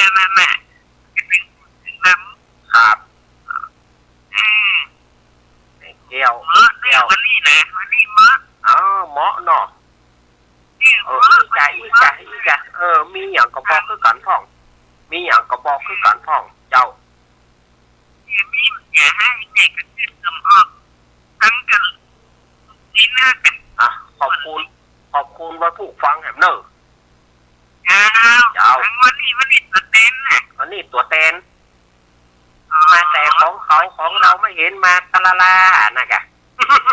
ตะละลาโอ้ยยังเนาะใจปดีอยากกินบุรีกับเมียงใจปะเสียงอยากกินเมียงกับบุรีแม่คนลูกคนแก่ด้วยแล้วคนเฒ่าเราคนจะใหม่ยินดีนะแม่เนอะ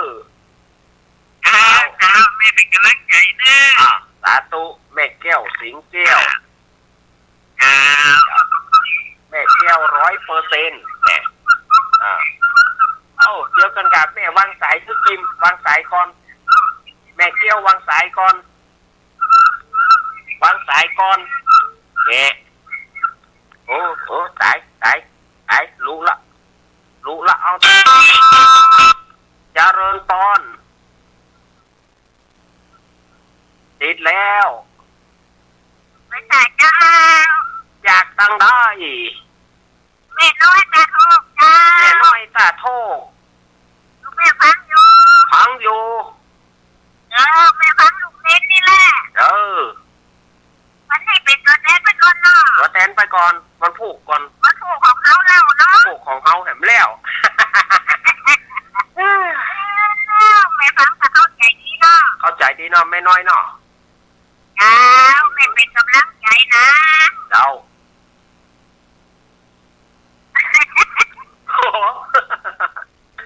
อย่างใดเนี่ยแม่เป็นกำลังใจนะเจ้า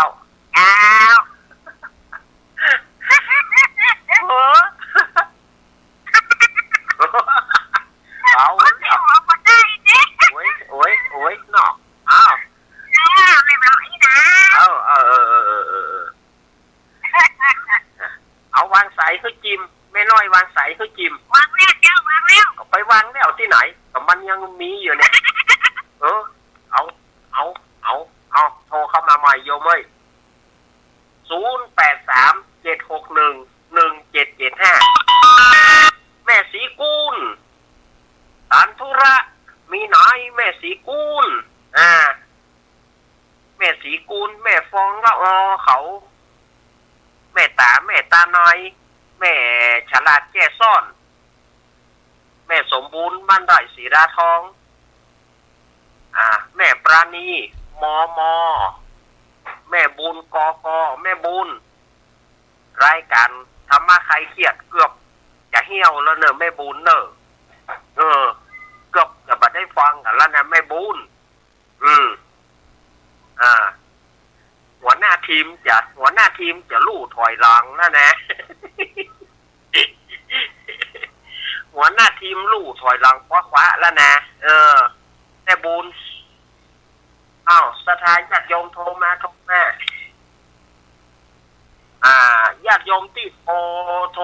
089จะมาขอเมตตาการุณาที่ตาอุเบกขาจะไปโทร089อาตมาบอก083ญาติโยมก็ลู่โทรไปที่089นั่นนะก็บอกหูว่าเหตุผลกลใดเอาโทรมานี่083-761-1775 083-761-1775เอาโทรมาเบอร์นี้เนอะ089นะอาตมาใจออกอากาศแม่เอ๋ยถ้าอาตมาห้ามสายก็คือว่าสายที่ปลายทางก็คือตับผิวเจริญตอนแม่พี่สมัยเราถูกมากันในจับวันพุธก็คงเดิมอย่ารอฟังแล้วรายการที่น้องพี่สมัยคนสักจะบอกนี้นะครับเดี๋ยวนี้มีอยู่แต่ว่าคนที่อย่างนั้นวันน่ะงานตอบปัญหากันแต่ว่านี่ก็คือเป็นเปิ้นทอดผ้าป่าประจำปีทำไมก็นึกว่าผมมีแล้วซื้อนี่นะนึกว่าจะบ่มีแต่ว่าท่านผู้อำนวยการเปิ้นขอไว้เปิ้นขอไว้ก็เกือบดีเหมือนกันนะเนี่ยนะอะไรหาอะไรหาก็ชื่อเหมือนกันนี่เนาะฟังไม่พอคนร้อนแน่ชื่อเหมือนกันนี่เนาะคนเป็นคนจังไรนะคะน้องพี่สมัยนั่นเชียงใหม่เนอะเชียงใหม่บ้านดอนตาลแม่ริมเนอะมันอ้วนเนาะเสียงป้นหวานนี่แม่เอ๋ยค่ะฟังมันอ้วนเลยจังแหนม่วนละเฮาก่อนไปจับไปแม่อู้ไปแม่จ่าอู้ม่วนละเฮาก่อนมันอ้วนเลยไปว่ะเดี๋ยวจบละกำลังใจในโรงเรียนหน้าหนาวหนาวแม่เราฟัง11มันแบบ11เหมือนเดียวกันเราเป็นกำลังใจเด้อวันเจ้าครับเดี๋ยวจบก็เดี๋ยวขึ้นมาละจบก็เดี๋ยวขึ้นมาละจบพี่สมัยนี่เดี๋ยวขึ้นมาละ083-761-1775 083-761-1775มาอู้กำไทยได้ไงนะ083-761-1775โทรเข้ามาแม่กรเลิกงานหรือยังแม่กรแม่พรป่าเศร้าไอเอกพะเยาไอพงป่าซางดูต้องหาห้องหมู่เดียวกันนั่นน่ะแม่สีทรแม่สวรักษ์น่ะไล่ห้องหามดเพื่อจะมีฝ่ายโทรเข้ามาป่อบุญศรียานะป่อบุญปานป่อน้อยบุญปานมโนครก็ต้องออกจ่อแล้วเนาะป่อน้อยเนาะ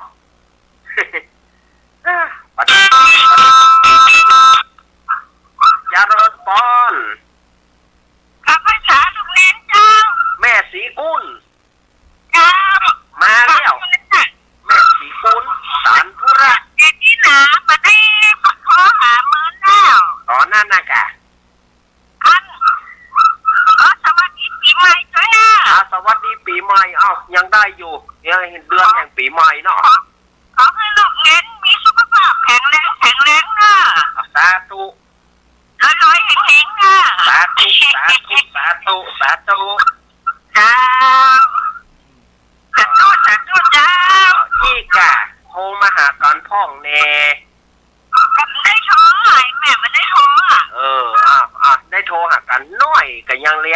ละ จ้าจ้า แม่สีกุลตันสุระ จ้าสัตว์สัตว์จ้า สาตุเนี่ยบ้านหนองรองตำบลบ้านเป้าอำเภอเมียงจังหวัดลำปางแม่สีกุลวันนี้ลำปางนักหรอวันนี้ลำปางนักแถมแล้วฝางแม่อายชัยประการมีน้อยแม่จันโสมกลับมาหรือยังแม่จันโสมมณีจากคนไปเยี่ยมปุ่นน่ะแม่คำหลวงวะแม่คำรักเกตกะเนาะคนไปที่บ้านแม่เปิ้นน่ะแม่ฝ่ายจะโทรมาแถมโทรเข้ามาอู้มาจ้ามาอู้มาเอ่ยกันทำกลางบรรยากาศหนาวเหน็บอ๋อหนาวจนเป็นวัดไอ้แม่เอ่ยอยู่ปอกฟุตฟิตปูฟีมาใจฟุตฟิตโปรไฟนะฟุตฟิตโปรฟีนั่นเป็นภาษาอังกฤษกาจานบ่ใจมันเป็นวัด มันเป็นวัดฟุตฟิตโปรฟีมีอยู่กอแหโอ้วันนี้เชียงใหม่มีกะแม่ดอยสะเก็ดท่านเดียวนอกนั้นลำปางล้วนๆหรอไม่เป็นอะไรอย่างจำวัดพุ้นไม่เป็นอะไรอย่างจำวัดพุ้นก็มันเป็นนะอากาศมันเปลี่ยนมันหนาวมาจ้าไปเป็นอะไรอย่างจำวัดเชียงใหม่บ่ก็บอกหูนะมีกาดเชียงใหม่ก็มีแม่อย่างก็แต่ที่แม่นงเยาอีกอะดอยสะเก็ดเดสสกอยดอยสะเก็ดหมู่เฮาเจ้าดอยสะเก็ดหมู่เฮาเจ้าเดสสกอยเนาะข้าได้ยินเสียงหลวงพ่อมานิดท่านอาจารย์นิพนธ์ก็ได้ท่านอาจารย์นิพนธ์วัดพระธาตุดอยสะเก็ดอาจารย์นิพนธ์ก็อยากจะได้ยินจารณปอนจากทางใดแม่เอาแม่สีเนาะบ้านเขื่อนยางแม่สีว่าจะได้ครับ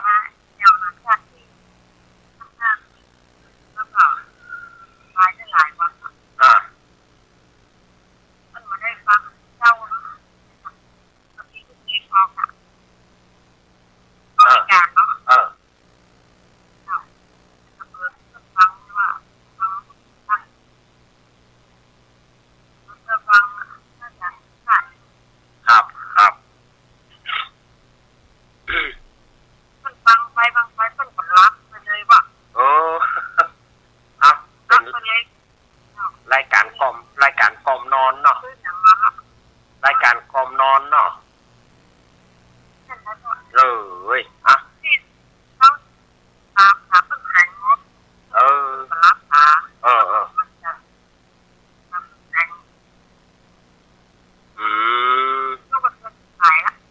คนฟังรายการเนาะแม่เนาะ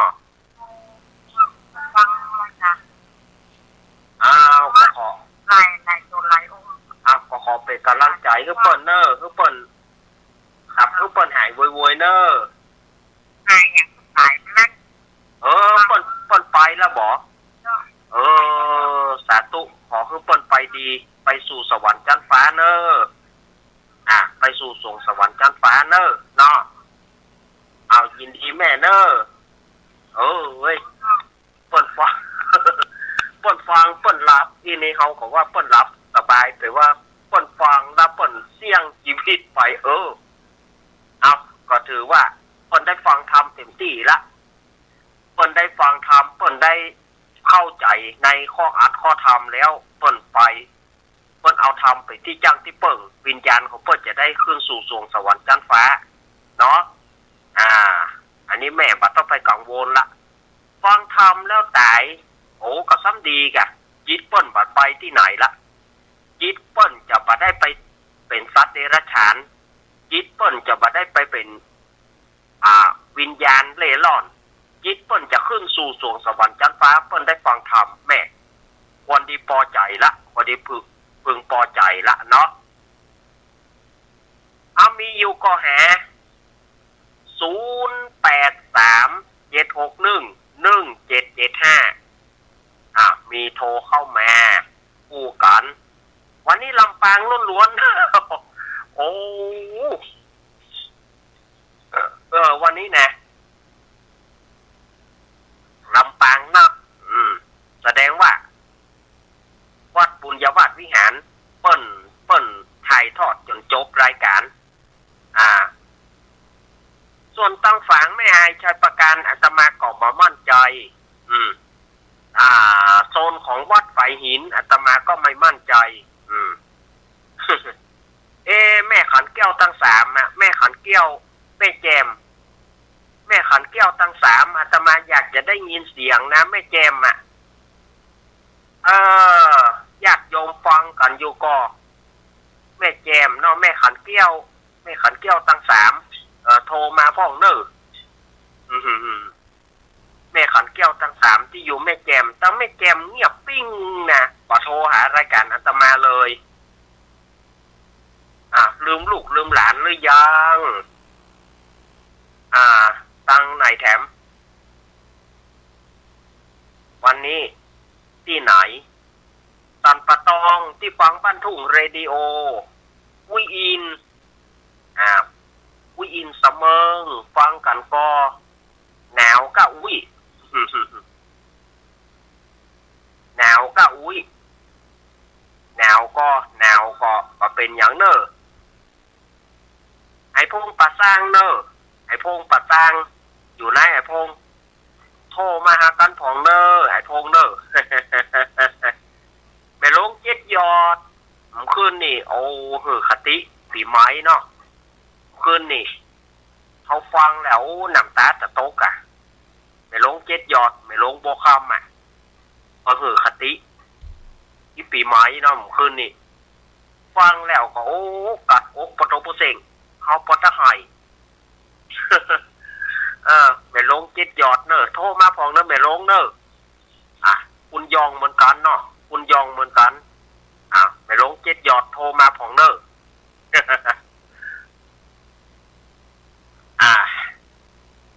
มีแล้วกันเนี่ยยายพรเด็กหญิงพรอาบน้ำหรือยังเด็กหญิงพร มาค่ะ ร้องงัวแดงสั่นกำแพงเชียงใหม่เด็กหญิงพร กระเดียวเขาจุกระเดียวมาละจุขึ้นจอบโมขึ้น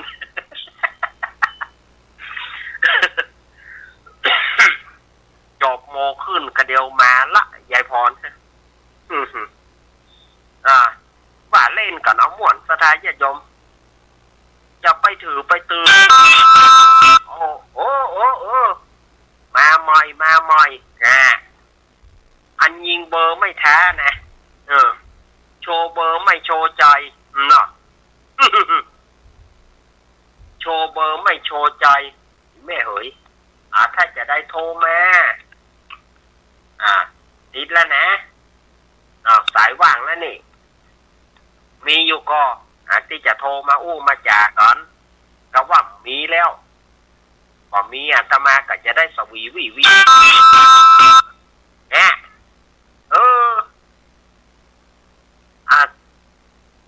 ปัจจัยเป็นตาโทรศัพท์อาตมาเนอะโทรศัพท์อาตมาบ่มีปัญหาของญาติโยมพยายามเต้งโทรแต่ว่ามันอย่างไรให้แซฟไปเหียก็ว่าเปิ้นจะโชว์เบอร์อาตมาไม่สามารถจะโทรกลับเนอะบอกไว้ก่อนอาตมาไม่โทรกลับนะมีก็พอจะโทรมาเหลือเวลาแหมนิดหน่อยแต่เดี๋ยวเวลาจะหมดแล้วนะ มีก็หาวันนี้ลูกหลานไปตานข้าวใหม่กินข้าวต้มกันอิ่มข้าวต้ม กัดข้าวต้มแล้วกันฮะ กัดข้าวต้มกัดห่อนึ่งกับปตงปเสียงแล้วกันฮะเนาะ ดับปิ้งเย็นวอย ต้มก็โทรมาเนอะลูกหลานไปตานข้าวหมอยใส่ข้าวต้มอยู่ว่าก็เดี๋ยวอะว่าเล่นเอาม่วนกับบัดได้เนอะแม่ว่าเล่นก็เอาม่วนบัดได้เนอะป่อเอ้ยแม่เอ้ยอย่าไปถือไปตื้อลูกหลานเนอะบางทีเปิ้นตานข้าวหมอยบางทีเปิ้นแป้งข้าวหนมเส้นนะแม่บางทีเปิ้นตานข้าวหมอยเปิ้นแป้งข้าวหนมเส้นกินกันวันค่ำเปิ้นแป้งข้าวหนมเส้นกินกันบางทีเปิ้นตานข้าวหมอยเปิ้นตานข้าวหนมเส้นสมัยตะก่อนไผเคยได้ยินก่อนอย่าเรินปอนรีบก็รีบโกยรีบถอนรีบลายตลาดสบายสายโภชนาเลี้ยวแม่อายนมัสการเจ้านิรันดร์เจ้าแม่สมมาเมินละกามาได้2 วันเนี่ยโอ้หนาวหนาวคะแนนคิดว่าอุ้ยหม้ออุ้ยอะหม้ออุ้ยยังแสงแนวคะแนนป้าทอกว่าน่ะยกแย้มจะฟังเป็นอย่างน้ำแข็งเนี่ยแต่เป็นแต่ว่าบ้านดังนี่แล้วก็หนาวอะไรโอ้หนาวกับวันนี้แต่ว่าวันนี้ซ้ำหญิงซ้ำหยวดเนอะวันนี้นะวันนี้เหลือแต่ว่าเหลือวันนี้นี่ขนาดนักอ่ะไม่สมแต่ว่า11 องศาวันนี้9 องศาว่ะคนชอบมันมีแนวโน้มจะโลดแถมนะจะโลดแถมอยู่ยังไงสิน่ะอาบน้ำเจ้าดูอาบน้ำเจ้าให้องค์คนเศร้าคนยังองค์เศร้าตัดเด็ดจะได้มีตำนานที่เขาเล่าแน่นอนโอ้ตายละรักษาสุขภาพร่างกายเนอะแม่เจ้ากินน้ำมันตลอดเลยกะเดี๋ยวก็จะต้มน้ำร้อนเนี่ยนี่ขอรักษาสุขภาพดีๆนะขอบคุณนะแม่สมเนอะครับขอรักษาสุขภาพดีๆกุศลกุศลมากเจ้าครับวันนี้ปีใหม่นะเจ้าวันนี้ปีใหม่เนอะแม่สมครับเจ้าครับก็สักการเจ้าพี่น้องครับแม่จันสมมณีจักแน่มาละแม่ไอโอ้นึกว่ามีไผ่ฟางนี่นะ